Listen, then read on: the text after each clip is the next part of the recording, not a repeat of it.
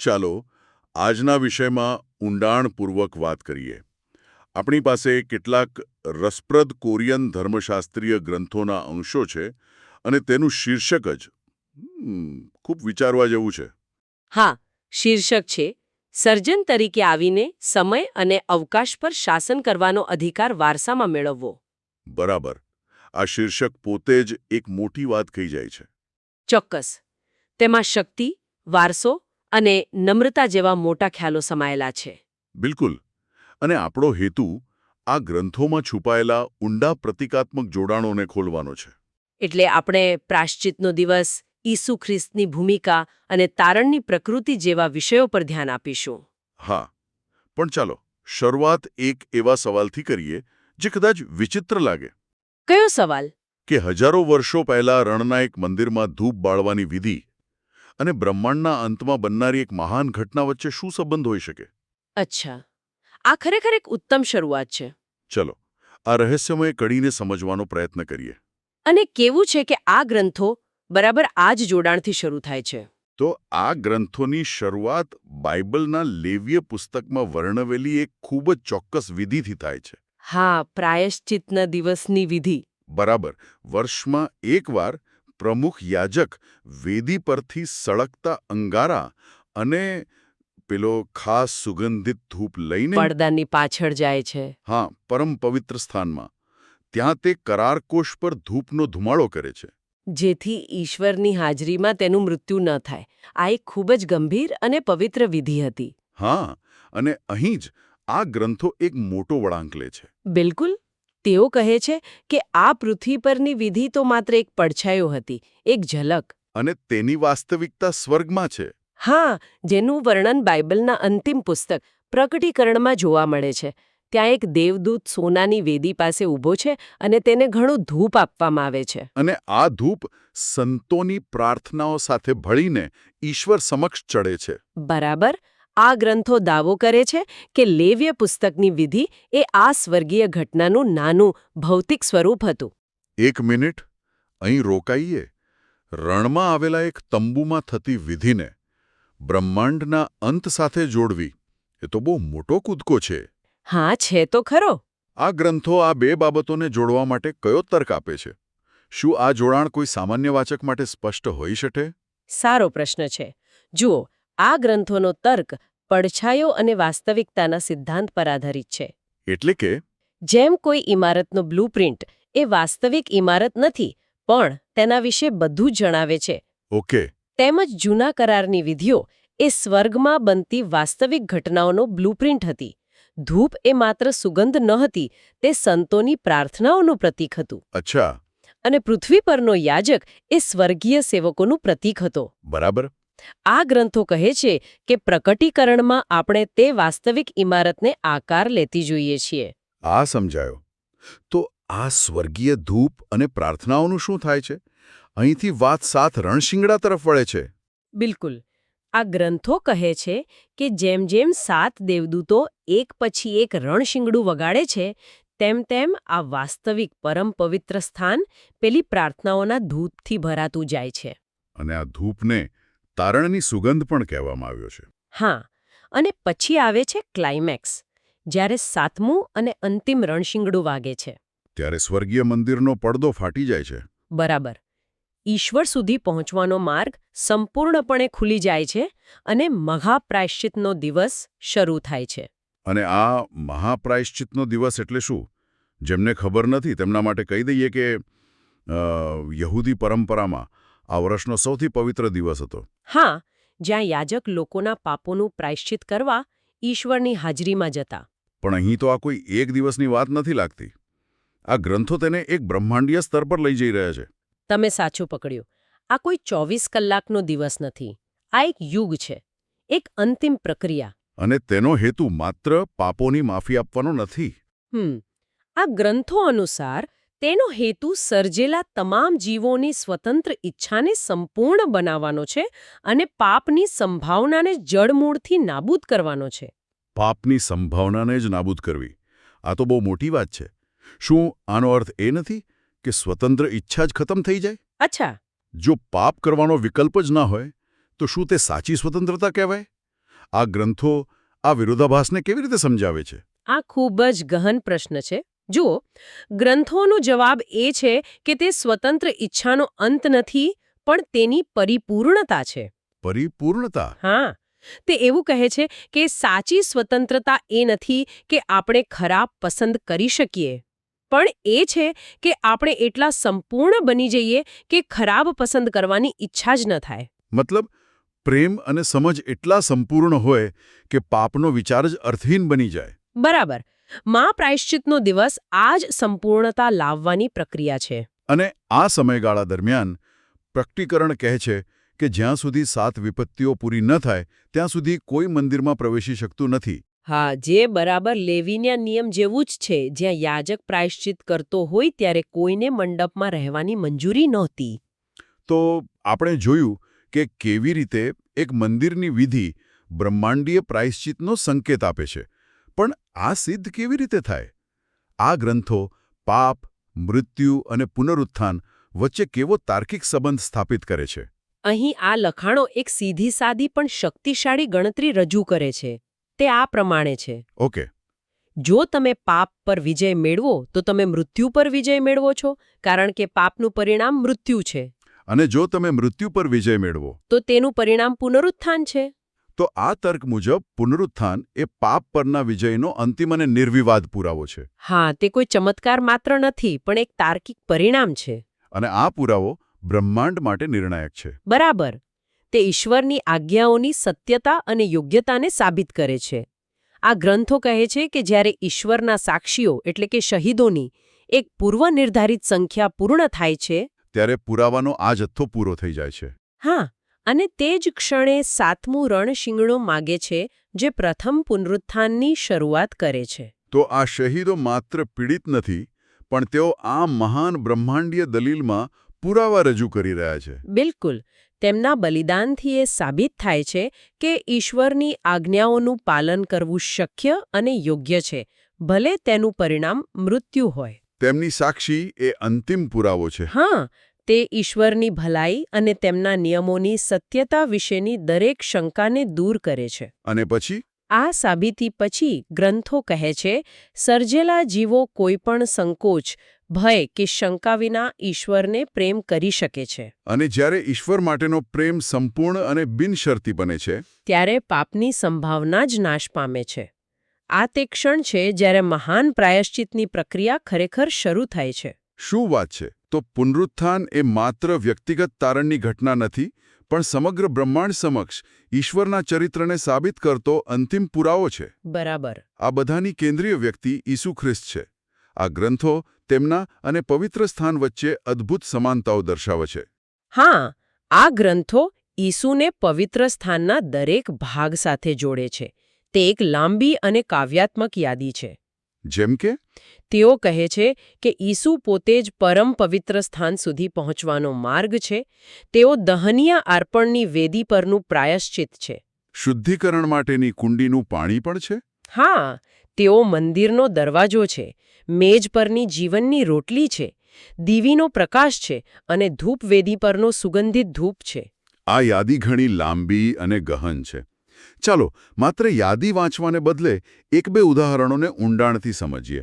જેમ કે ઈસુ દીવીનો પ્રકાશ છે, આનો શું અર્થ થાય?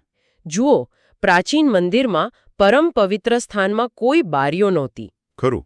ત્યાં પ્રકાશનો એકમાત્ર સ્ત્રોત સોનાની દીવી હતી. આ ગ્રંથો તર્ક આપે છે કે આનો અર્થ એ છે કે ઈશ્વરને સમજવા અને તેમની સુધી પહોંચવા માટે ઈસુ એકમાત્ર માર્ગ છે. એટલે કે તેમના વિના આપણે સંપૂર્ણ આધ્યાત્મિક અંધકારમાં છીએ. બીજો કોઈ પ્રકાશનો સ્ત્રોત નથી. બરાબર. અને તેમના શરીરને ફાટી ગયેલો પડદો કહેવામાં આવ્યો છે. તે પણ ખૂબ શક્તિશાળી છબી છે. ખૂબ જ. એ પડદો મનુષ્યને ઈશ્વરની પ્રત્યક્ષ હાજરીથી અલગ કરતો હતો. ઈસુના મૃત્યુ સમયે એ પડદો ઉપરથી નીચે સુધી ફાટી ગયો. જે એ વાતનું પ્રતીક હતું કે હવે ઈશ્વર અને મનુષ્ય વચ્ચે કોઈ અવરોધ નથી. બરાબર. આ ગ્રંથો કહે છે કે ઈસુનું શરીર એ જ પડદો હતું, જેનું બલિદાન આપીને તેમણે બધા માટે માર્ગ ખોલી નાખ્યો. આ બધું એ વિચાર તરફ દોરી જાય છે કે ઈશ્વરના દ્વિતીય વ્યક્તિત્વ એટલે કે પુત્ર પોતે એક સર્જન બન્યા. હા, ગ્રંથોમાં 1 તિમોથી 6નો ઉલ્લેખ છે. જ્યાં ઈશ્વરને રાજાઓના રાજા જે એકલા જ અમર છે અને અપ્રાપ્ય પ્રકાશમાં રહે છે. બરાબર. પણ અહીં એક સવાલ ઊભો થાય છે.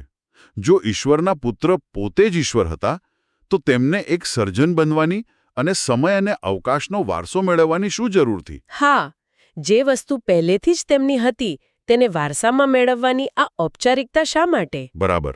આ એક ઉત્તમ પ્રશ્ન છે. આ ગ્રંથો સમજાવે છે કે આ તેમના પોતાના માટે નહોતું, પણ અન્ય સર્જનો માટે હતું. એટલે કે ભલે સમય અને અવકાશ તેમના જ હતા, પણ તેમણે તેને એક સર્જન તરીકે કમાઈને બતાવવાની જરૂર હતી. આને કોઈ ઉદાહરણથી સમજાવી શકાય? હા, ચોક્કસ. આને આ રીતે વિચારો. એક રાજાનો પુત્ર જન્મથી જ સિંહાસનનો વારસદાર હોય છે. ખરું. પણ જો તે રાજકુમાર સામાન્ય સૈનિક તરીકે સેનામાં જોડાય, દરેક યુદ્ધ લડે અને પોતાની યોગ્યતાથી સેનાપતિનું પદ મેળવે, તો સૈનિકો તેને માત્ર જન્મના અધિકારથી નહીં, પણ તેની યોગ્યતાને કારણે અનુસરશે. અચ્છા, તો ઈસુએ પણ એવું જ કર્યું. તેમણે શાસન કરવાનો અધિકાર વારસામાં મેળવ્યો, જેથી બ્રહ્માંડના દરેક સર્જન તેમની યોગ્યતાને જોઈ અને સ્વીકારી શકે. બિલકુલ. આ ખૂબ જ રસપ્રદ દ્રષ્ટિકોણ છે. આ આપણને આ નાટકના બીજા મુખ્ય પાત્ર તરફ લઈ જાય છે, શૈતાન. અને અહીં આ ગ્રંથો એક એવો વિચાર રજૂ કરે છે જે કદાચ ઘણા લોકોને આઘાતજનક લાગી શકે છે. હા, કારણ કે તે આપણી સામાન્ય સમજને પડકારે છે. આ ગ્રંથો સ્પષ્ટપણે કહે છે કે ઈશ્વર સંપૂર્ણપણે નિયંત્રણમાં છે. અને શૈતાન? શૈતાન કોઈ સ્વતંત્ર પ્રતિસ્પર્ધી નથી. તે માત્ર એક સર્જન છે. ઈશ્વરે તેને બનાવ્યો, તેને બુદ્ધિ આપી અને તેને તેના સ્થાને મૂક્યો. એ બધું જાણતા હોવા છતાં કે તે ભવિષ્યમાં પતન પામશે. મને અહીં એક વાત સમજાતી નથી. જો ઈશ્વર સંપૂર્ણ નિયંત્રણમાં છે અને શૈતાન માત્ર એક પૂર્વનિર્ધારિત ભૂમિકા ભજવી રહ્યો છે, તો શું તે સર્જનની સ્વતંત્ર ઈચ્છાના વિચારને જ નબળો નથી પાડતું? જો શૈતાન પણ સ્વતંત્ર નથી, તો પછી કોઈ કેવી રીતે હોઈ શકે? આ ગ્રંથો આનો જવાબ ઈશ્વરની સર્વોપરિતાના ખ્યાલમાં આપે છે. તેઓ કહે છે કે સર્જનોની સ્વતંત્ર ઈચ્છા વાસ્તવિક છે, પણ તે ઈશ્વરની મોટી યોજનાની અંદર જ કાર્ય કરે છે. મતલબ ઈશ્વરની યોજના કોઈ સર્જનના કાર્યોથી પ્રભાવિત થતી નથી. બરાબર. જ્યારે શૈતાન ઈસુની પરીક્ષા કરે છે, ત્યારે તે ઈસુ માટે કોઈ વાસ્તવિક પરીક્ષા નથી. ઈસુનો પિતા પ્રત્યેનો પ્રેમ એટલો સંપૂર્ણ છે કે તેમને લાલચ આપી શકાતી નથી. તો શૈતાન શું કરી રહ્યો છે? શૈતાન ફક્ત એ ભૂમિકા ભજવી રહ્યો છે જે ઈશ્વરે તેના માટે નિર્ધારિત કરી છે, અને ઈસુ શૈતાનની દુષ્ટતાનો ઉપયોગ દૈવી હેતુ પૂરો કરવા માટે કરે છે. શું વાત છે! તો જ્યારે આપણે વધસ્તંભની ઘટનાને જોઈએ છીએ, ત્યારે આપણને એક દુર્ઘટના, શૈતાનની જીત દેખાય છે. પણ આ ગ્રંથો કહે છે કે પડદા પાછળ ઈશ્વર એક એવી યોજના પાર પાડી રહ્યા હતા જેની કોઈ કલ્પના પણ ન કરી શકે. આ તો કોઈ મહાન નાટકના ક્લાઇમેક્સ જેવું લાગે છે. બરાબર. તે એક પૂર્વ આયોજિત ઘટના હતી. ઈશ્વરે યોજના બનાવી હતી કે દ્વિતીય વ્યક્તિત્વ પ્રથમ વ્યક્તિત્વ દ્વારા ત્યાગ પામશે અને શૈતાન દ્વારા વધસ્તંભ પર માર્યો જશે, જેથી સર્જનને પૂર્ણ કરી શકાય. સર્જનને પૂર્ણ કરવા માટે? હા. આને આ રીતે વિચારો. એક માસ્ટર શિલ્પકાર એક સુંદર મૂર્તિ બનાવે છે, પણ તે જાણે છે કે તેને સંપૂર્ણ બનાવવા માટે તેને એકવાર તોડવી પડશે અને પછી વધુ મજબૂત રીતે ફરીથી જોડવી પડશે. અને વધસ્તંભ એ તોડવાની ક્ષણ હતી? બરાબર. જેથી અંતિમ અને સંપૂર્ણ સર્જન શક્ય બને. અને આ ગ્રંથો કહે છે કે આ એક ઘટનાના અનેક હેતુ હતા, લગભગ 6 જેટલા. હા. ચલો તેમાંથી 2 એકને સમજીએ. પહેલો હેતુ છે ઈશ્વરના પ્રેમ અને ન્યાયને એક સાથે સાબિત કરવો. આ બંને બાબતો ઘણીવાર એકબીજાની વિરોધી લાગે છે. સાચું. એક જ ઘટના આ બંનેને કેવી રીતે સાબિત કરી શકે? સારો સવાલ છે. આ ગ્રંથો મુજબ ન્યાય એ છે કે પાપનું પરિણામ મૃત્યુ છે. વધસ્તંભ પર ઈસુએ તે પરિણામ ભોગવ્યું. તેથી ઈશ્વરનો ન્યાય સંતોષાયો. ઓકે, એ ન્યાય થયો. પણ પ્રેમ ક્યાં છે? પ્રેમ એ છે કે તેમણે તે કોઈ બીજાના સ્થાને કર્યું, જેઓ તેના માટે લાયક નહોતા. એટલે આ એક જ ઘટનામાં ઈશ્વરના નિયમનો ન્યાય પણ જળવાયો અને તેમનો અતૂટ પ્રેમ પણ પ્રગટ થયો. એ સમજાયો. હવે બીજો એક હેતુ લઈએ. સર્જનોની સ્વતંત્ર ઈચ્છાને સંપૂર્ણ બનાવવી. કોઈના મૃત્યુને જોવાથી આપણી સ્વતંત્ર ઈચ્છા કેવી રીતે સંપૂર્ણ બની શકે?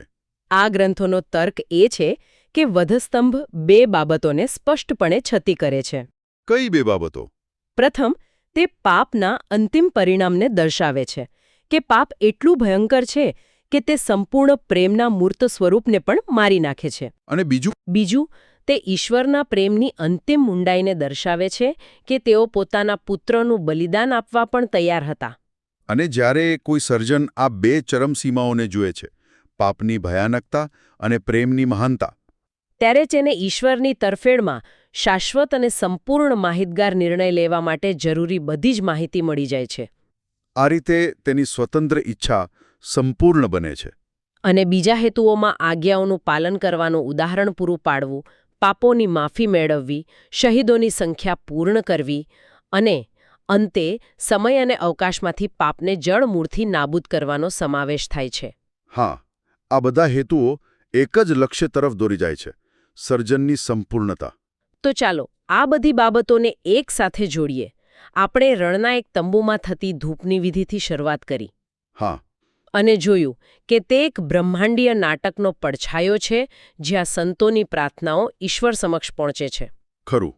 રણશિંગડાનો અવાજ કોઈ વિનાશનો નહીં, પણ સ્વતંત્ર ઈચ્છાની અંતિમ પરિપૂર્ણતાનો સંકેત આપે છે. બરાબર. અને વધસ્તંભ પરની ઘટના જે એક દુર્ઘટના જેવી લાગે છે, તેને અહીં સમગ્ર સર્જનની પરિપૂર્ણતા માટેના કેન્દ્રીય પૂર્વ આયોજિત તંત્ર તરીકે રજૂ કરવામાં આવી છે. મૂળ વિચાર એ છે કે ઈશ્વરે ઈસુના વ્યક્તિત્વમાં પોતાને ખાલી કરે છે અને સંપૂર્ણ આજ્ઞાપાલન દર્શાવવા માટે એક સર્જન બને છે. અને આ આજ્ઞાપાલન દ્વારા તેઓ સર્જનનો વારસો મેળવવાનો અને તેને શુદ્ધ કરવાનો અધિકાર પ્રાપ્ત કરે છે. અને એ પણ એવી રીતે કે જે અન્ય તમામ સર્જનો દ્વારા સંપૂર્ણપણે સમજાય અને સ્વીકારવામાં આવે. મતલબ કે તે બળજબરીથી નહીં પણ પ્રેમ અને બલિદાનથી જીતેલું શાસન છે. બિલકુલ. આ આપણને વિચારવા માટે એક અંતિમ મુદ્દો આપે છે. આ ગ્રંથો ભાર મૂકે છે કે ઈસુ સમય અને અવકાશનો વારસો મેળવતા પહેલા પોતાને સાબિત કરે છે. હા, સંપૂર્ણ આજ્ઞાપાલન દ્વારા શાસન કરવાનો તેમનો અધિકાર સ્થાપિત કરે છે. તો આના પરથી એક પ્રશ્ન ઊભો થાય છે જેના પર વધુ મનન કરી શકાય. કયો પ્રશ્ન? જો આ ગ્રંથો મુજબ બ્રહ્માંડમાં ન્યાયી શાસન માટેના માપદંડ સંપૂર્ણ પ્રેમ અને આત્મબલિદાન યુક્ત આજ્ઞાપાલન હોય, તો તે આપણા પોતાના વિશ્વમાં શક્તિ અને સત્તાની પ્રકૃતિ વિશે શું સૂચવે છે?